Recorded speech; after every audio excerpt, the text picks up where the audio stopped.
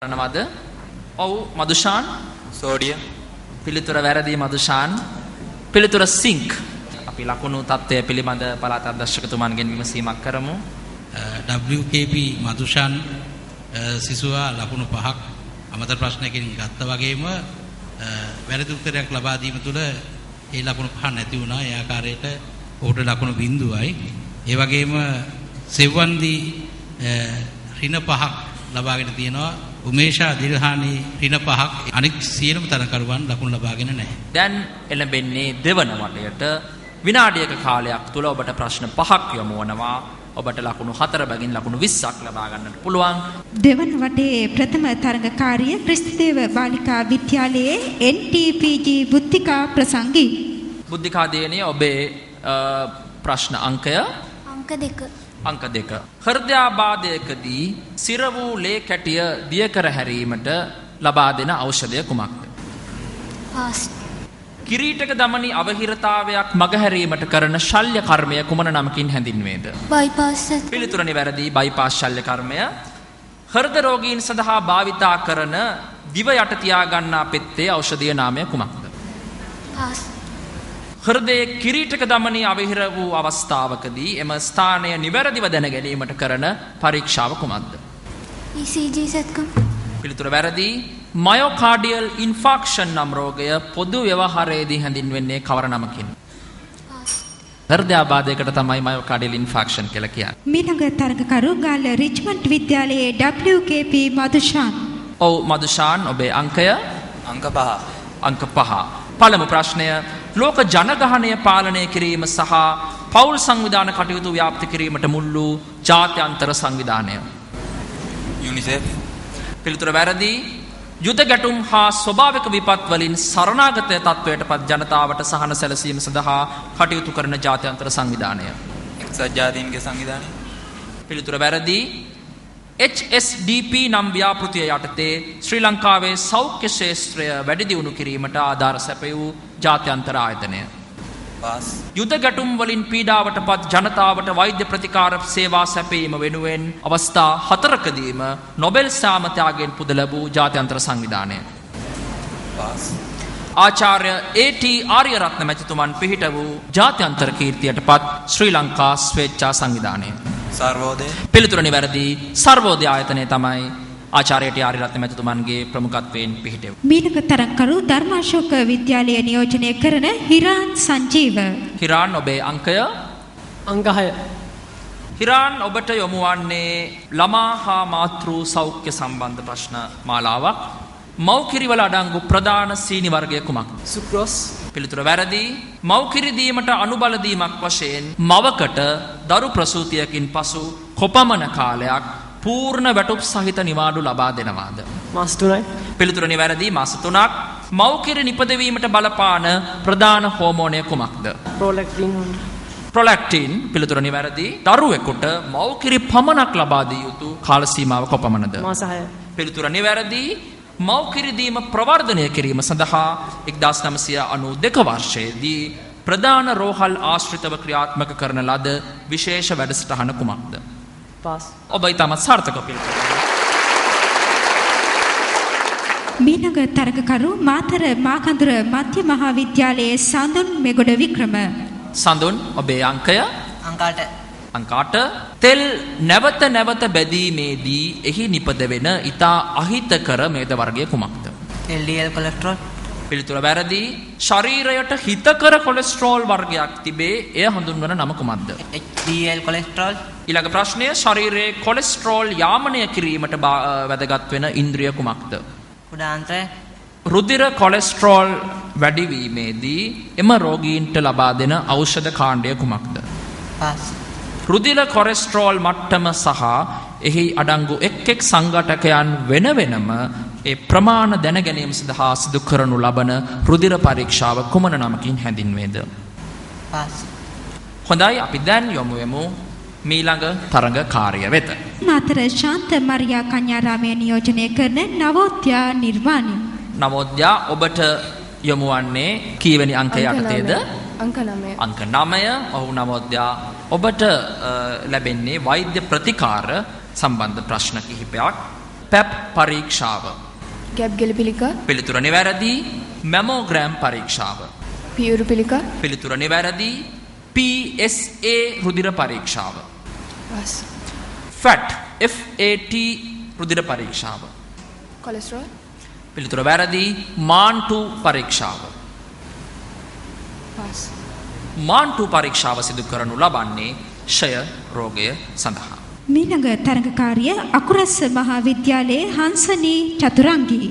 හංසනී ඔබට යොමු වන්නේ පෝෂණය සම්බන්ධ ප්‍රශ්න මාලාවක්. BMI කියන කෙටි නමින් හැඳින්වෙන යෙදුම කුමක්ද? ඔබ පිළිතුර දන්නේ නැත්නම් ඔබට පාස් කරන්න පුළුවන්. ස්ථූල ලෙස හැඳින්වෙන්නේ තරබාරුයයි හැඳින්වෙන්නේ BMI අගය කීයට වඩා වැඩි වූ විටද? 80ට වඩා. පිළිතුර වැරදි. ස්ථූලභාවය මැන බැලීමට BMI අගයට වඩා සාර්ථක මිනුම් දණ්ඩක් දැන් භාවිතා කරනවා. ඒ මිනුම කුමක්ද? ශරීර ස්කන්ධ. පිළිතුර වැරදි. ළමුන්ගේ දීර්ඝකාලීන පෝෂණ උණතාවයක් හඳුනා ගැනීමට යොදා ගන්නා මිනුම කුමක්ද? කුඩා දරුවන් අතර ස්ථූලභාවය නිසා ඔවුන් පසුකාලීනව ගොදුරු විය හැකි රෝගයක් නම් කරන්න. මන්ද පෝෂණය. පිළිතුර වැරදි. මීළඟ තරඟකාරිය හම්බන්තොට දිස්ත්‍රික්කය නියෝජනය කරමින් රඳනි ආර මහා විද්‍යාලයේ ඉෂාරා සෙව්වන්දී. ඉෂාරා ඔබේ අංකය අංක 7. අංක 7. ඔව් ඉෂාරා ඔබට යොමු වන පළමු ප්‍රශ්නය මිනිස් ආමාශයෙන් ශ්‍රාවය වන අම්ලය කුමක්ද? ඇසිටික් අම්ලය. පිළිතුර වැරදි. මලබද්ධය ඇතිවීම අවම කිරීම සඳහා ආහාරයේ කුමන සංඝටකය වැඩි විය යුතුද? ප්‍රෝටීන්. පිළිතුර වැරදි. ගැස්ට්‍රයිටිස් කියන රෝගය ඇති කිරීමට හේතු වන බැක්ටීරියාව කුමක්ද? පාස්. ආමාශයේ තුවාල ඇද්දයි හඳුනා ගැනීම කරන විශේෂ පරීක්ෂාව කුමක්ද? එක්ස් කියන පරීක්ෂාව. පිළිතුර වැරදි. වරින් වර ඇඹුල් රසට උගුරට ඒම. හෙවත් එය වෛද්‍ය විද්‍යාවේ හැඳින්වෙනවා GORD gastroesophageal reflux disease කියලා. මේ තත්ත්වය ඇතිවන්නේ ශරීරයේ කවර කොටසක දුර්වලතාවයක් නිසාද? වකුගඩු. පිළිතුර වැරදි. මීළඟ තරඟකාරිය හුංගම විජේවා ජාතික පාසලේ NSP හංසිකා මදුෂානි. ඔව් හංසිකා ඔබේ අංකය අංක 1. අංක 1. ප්‍රතිශක්තිකරණය මගින් ලොවින් සහ මුලින් තුරන් කරන ලද පළමු රෝගය කුමක්ද? ලාදුරු රෝගය. පිළිතුර වැරදි. 1935-36 කාලයේ ලංකාවේ වසංගත තත්ත්වයක් මෙන් පැතිර ගොස් ජීවිත 30000ක් පමණ බිලිගත් රෝගය කුමක්ද? වසූරියා. පිළිතුර වැරදි. 13 වෙනි සතවර්ෂයේදී යුරෝපයේ පැතිර ගිය මිනිසුන් ලක්ෂ ගාණක් මරුමුවට පත් කළ බ්ලැක් ඩෙත් යන අන්වර්ථ නාමයෙන් හැඳින්වුණු ඒ වසංගත රෝග තත්ත්වය කුමක්ද? 2003 වසරේදී අග්නිදිගාසියාවේ ව්‍යාප්ත වූ මාරක ශ්වසන රෝග තත්ත්වය කුමක්ද? පාස්. 1985 වර්ෂයේදී වසංගත තත්ත්වයක් ලෙස ව්‍යාප්ත වී ලංකාවේ ජීවිත රැසක් බිලිගත් මදුරුවකු මගින් බෝවන රෝග තත්ත්වය කුමක්ද? මැලේරියා රෝගය. පිළිතුර වැරදි. අවසන් තරඟකාරිය නිල්වලා ආනන්ද විද්‍යාලයේ උමේෂා දිල්හානි. උමේෂා ඔබේ ප්‍රශ්නාංකය අංක 4. උමේෂා ඒඩ්ස් වෛරසය සොයාගත්තේ කුමන වර්ෂයේදීද? ඒඩ්ස් වෛරසය සොයාගත් විද්‍යාඥයන් දෙදෙනා කවුද? ජාත්‍යන්තර ඒඩ්ස් දිනය යෙදී ඇත්තේ කවදාටද? පිළිතුර වැරදි. ඒඩ්ස් රෝගය වැළඳුණු සුප්‍රකට ඇමරිකානු බාස්කට්බෝල් ක්‍රීඩකයා කවුද? ඒඩ්ස් වෛරසය හානි පමුණුවන්නේ සිරුරේ කවර සෛල වර්ගයකටද? පිළිතුර ලැබුණේ සුදු රුධිරාණු කියලා. විනිශ්චය මණ්ඩලයෙන් මා විමසනවා ඒ පිළිතුර බාර ගන්න පුළුවන්ද කියලා. පිළිතුර අසම්පූර්ණයි. එම නිසා බාර ගන්නට බෑ. වසා සෛල නිවැරදිවම කියනවා නම් CD4 කියන වසා සෛල වලට තමයි ඒඩ්ස් වෛරසයෙන් හානි පමුණුවන්නේ. ඒ සමගින් දෙවන වටය સમાપ્ત වෙනවා. අපි දැන් විනිශ්චය මණ්ඩලයෙන් විමසමු ලකුණු තත්ත්වය. බුද්ධිකා ප්‍රසංගී දෙවන වටයේදී ලකුණු 4ක් ලබාගෙන තියෙනවා. WKP මදුෂාන් පළමු වටයේ ලකුණු 0ක්, දෙවන වටයේදී ලකුණු 4ක්. ඒ අනුව සමස්ත ලකුණු සංඛ්‍යාව 4යි. හිරාන් සංජීව පළමු වටයේදී ලකුණු ලබා ගත්තේ නැහැ. දෙවන වටයේදී ලකුණු 12ක් ලබාගෙන ඉදිරියෙන් සිටිනවා.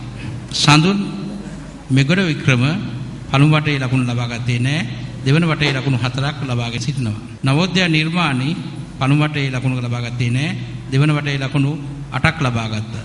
හංසනී රසිකා චතුරාංගී පළමු සහ දෙවන වට දෙකේදීම ලකුණු ලබා ගැනීමට අපොසත් වී දිනවා.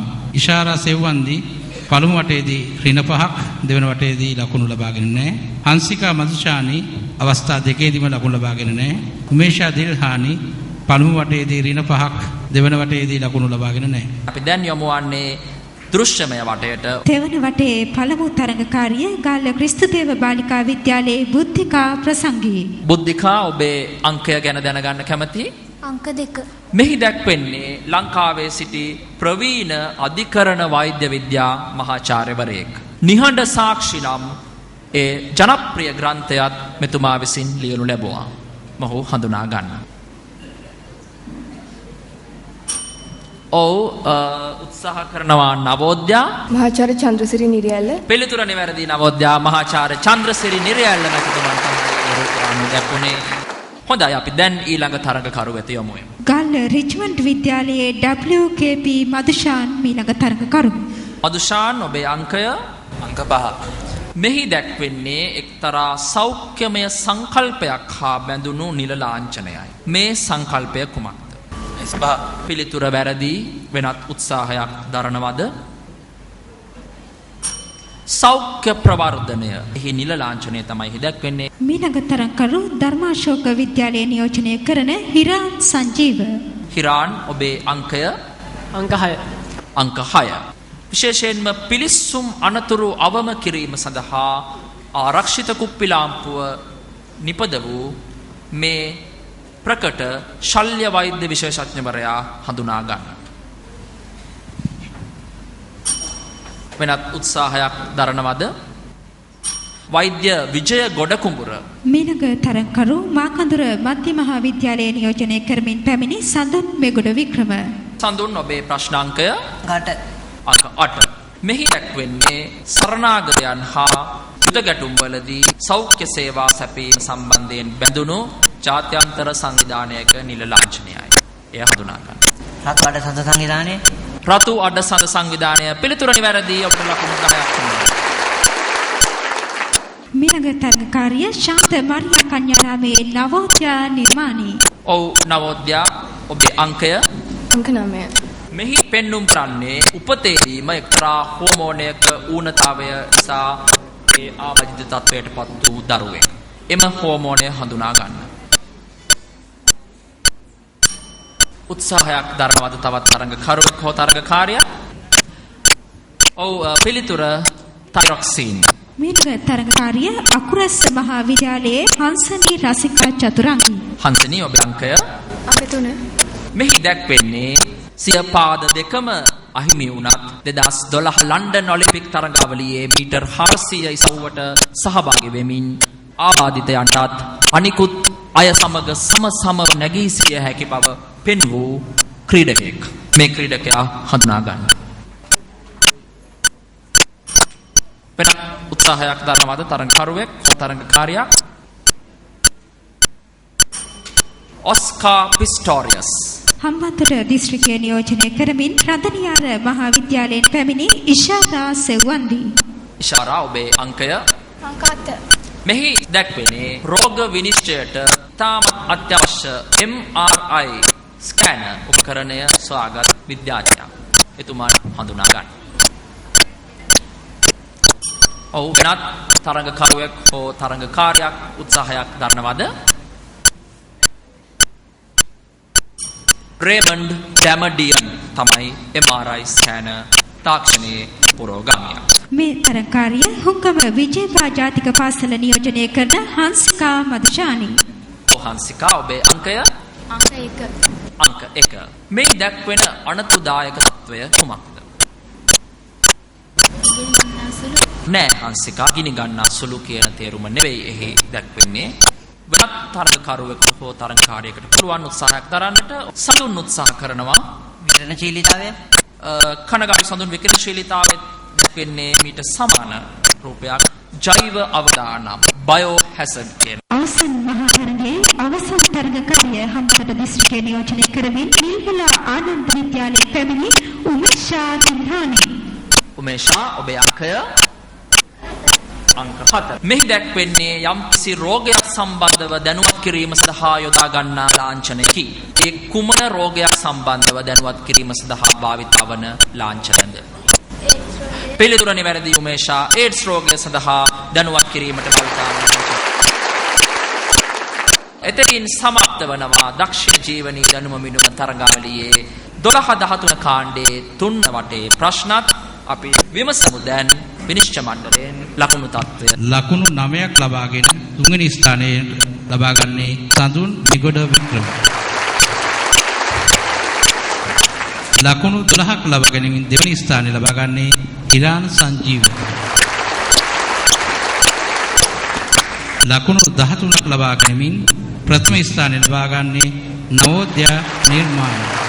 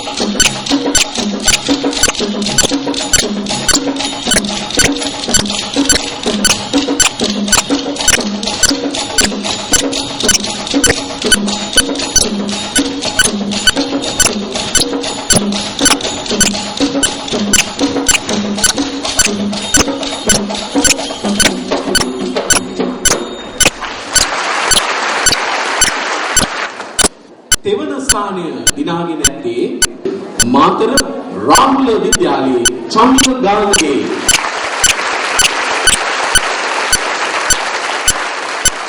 ඊළඟ දෙවන ස්ථානය ගාල්ල රිච්මන්ඩ් විද්‍යාලයේ ඩී.එල්. එසිත් නවින්ද. 6-7-8 ශ්‍රේණි කාණ්ඩයේ ප්‍රථම ස්ථානයේ දිනාගත් ජයග්‍රාහිකාව එයයි මාතර සුජාතා බාලිකා විද්‍යාලයේ දිවිති ආකර්ෂණා රත්නායක.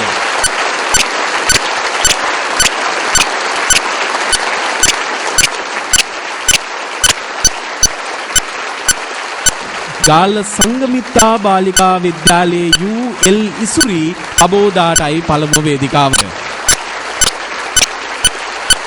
අඟුලුගම මහාවිද්‍යාලයේ එම්.ඩී. සඳරේකා. ඊළඟට මාතර ශාන්ත තෝමස් මහාවිද්‍යාලයේ වර්ණික නයන් දිසානායක. හම්බන්තොට වීරකැටිය රාජපක්ෂ මහාවිද්‍යාලයේ කේ.ඒ. කලන තමරින්දටයි ඊළඟට ආරාධනය. හම්බන්තොට සුපි ජාතික පාසලේ ආර්.එස්.පී. ඉදුමිනි සදීපා.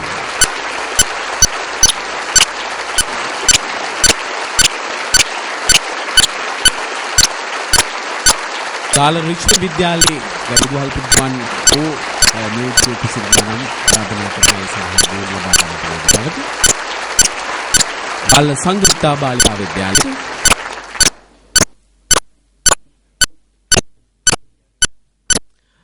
අනුගහ මහාවිද්‍යාලයට මාතර රාහුල විද්‍යාලයට මාතර සුජාතා බාලිකා විද්‍යාලයට මාතර ශාන්ත තෝමස් මහාවිද්‍යාලයට වීරකැටිය රාජපක්ෂ ජාතික පාසලට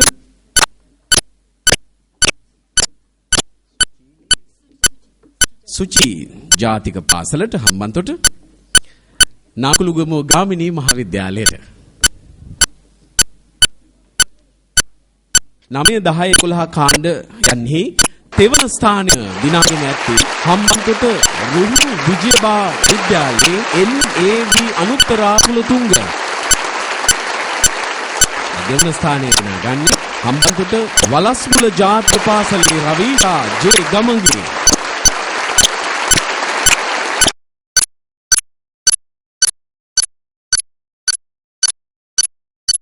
ස්ථානයේ දිනාගන්නේ මාතර රාහුල විද්‍යාලයේ මනු බාසුර වීරසිංහ. මේ අවසන් මහා තරගයේ නියෝජනය කිරීම සඳහා ඒ දිස්ත්‍රික්කවලින් සුදුසුකම් ලබා තරගයක් ලබා දෙන්න සමත් වුණු අනෙකුත් දරුවන්ටද අප වේදිකාවට ආරාධනා කරන්නටයි මේ සූදානම් වන්නේ. පළමුව ආරාධනය ගාල්ල රිච්මන්ඩ් විද්‍යාලයේ W.G. නෙශ්මික මදුෂාන්. ඊළඟට ගාල්ල කදුරුපේ ශ්‍රී දීරානන්ද මහා විද්‍යාලයේ නවීන් දනුක ජයශාන්.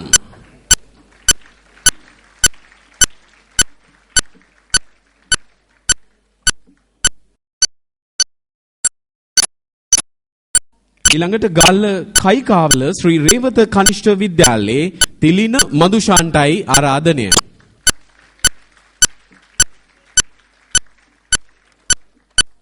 ඊළඟට අවසන් තරගයේ නියෝජනය කිරීම වෙනුවෙන් මාතර ශ්‍රී සුමංගල බාලිකා විද්‍යාලයේ W.G.D. තරුෂී රංගිකාටයි ආරාධනය.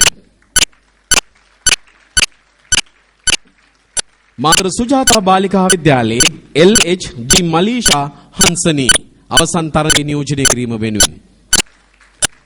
ඊළඟට හම්බන්තොට හුංගම විජයබා ජාතික පාසලේ P.L. තිලින ස්වර්ණජිත්තයි ආරාධනය.